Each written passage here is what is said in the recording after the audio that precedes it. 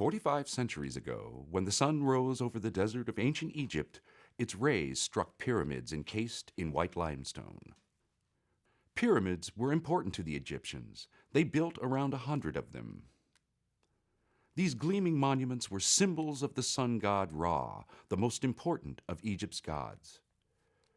Ra traveled across the sky in a boat by day, and by night descended into the river of the underworld to emerge the next day, bringing light to the world. The pyramids were also tombs for the rulers of Egypt, the great pharaohs. The pharaoh was the head of the civil administration, the leader of powerful armies, and the chief priest of every god in the kingdom. The pharaoh himself was a god, the embodiment of the falcon god Horus. When a pharaoh died, he became Osiris, the divine father of Horus, and was buried deep inside a pyramid. Many ancient pyramids can still be seen in Egypt, but the greatest of them all, long considered among the 7 wonders of the world, stand at Giza, near the modern city of Cairo. These pyramids were built by 3 pharaohs, Khufu, Khafre, and Menkaure. The largest was Khufu's pyramid, 756 feet on each side and 481 feet tall. Without any advanced technology, the Egyptians stacked about 2.3 million blocks of stone, weighing an average of 2.5 tons each, to form a perfect pyramid shape. Their calculations were so incredibly accurate that the greatest difference in the length of sides was only 1 3/4 inches. The limestone casing of the pyramids was stripped away long ago, but some can still be seen atop Khafre's pyramid. Deep inside the pyramids were passageways that led to the burial chamber of the pharaoh. Khufu was buried in a coffin of red granite inside a chamber 19 feet tall. Archaeologists think he was buried with great riches, but we will never know. His tomb was robbed over 4,000 years ago. The 3 great pyramids did not stand alone. They were part of an enormous city for the dead. Each pyramid was surrounded by a wall. The entrance to the complex was through the Pharaoh's Valley Temple.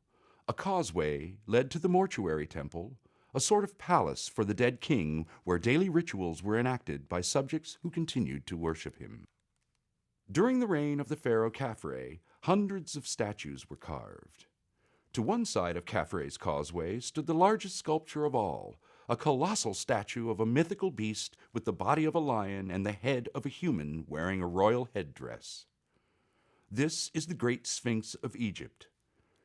Carved from the natural bedrock, the Sphinx towers 66 feet tall.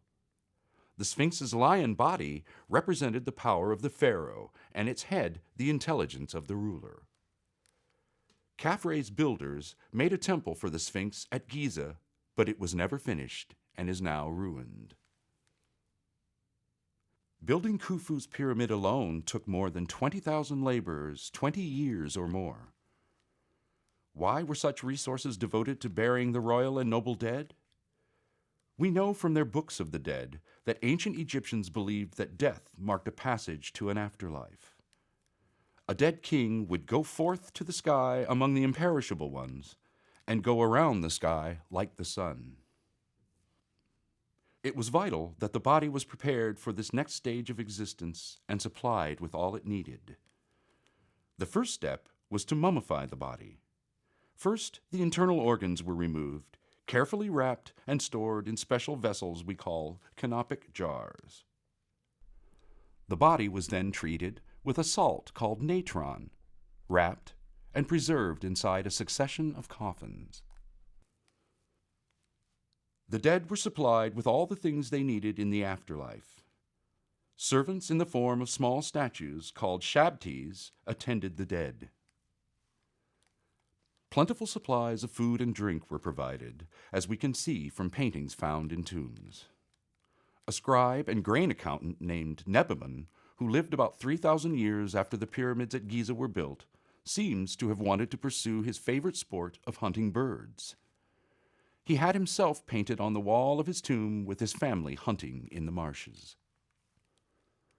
Other scenes from Nebamun's tomb depicted feasting or cattle being herded.